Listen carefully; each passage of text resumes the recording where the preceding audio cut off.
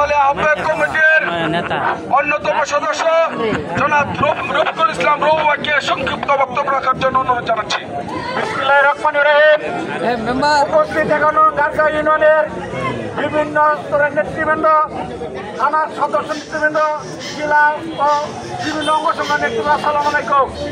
আপনারা যে আজকে এই গরমের মধ্যে এতটুকু রাস্তা অবলম্বন করে আবার সর্বশেষ সবাই আপনার উপস্থিত হওয়ায় রুকন ভাইয়ের সালাম দিয়ে রুকন ভাইয়ের হিসেবে দেখতে চাই, সকলের সংস্কৃতি কামনা করে আপনাদের সকলের কাছে বিদায় দিচ্ছি। আসসালামু আলাইকুম।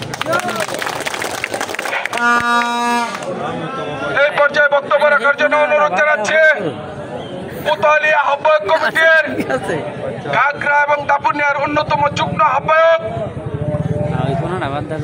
দুর্দিনের সাথে জনাব ইন্দ্রস আলী শেখ ভাইকে সংক্ষিপ্ত আকারে বক্তব্য রাখার জন্য অনুরোধ জানাচ্ছি।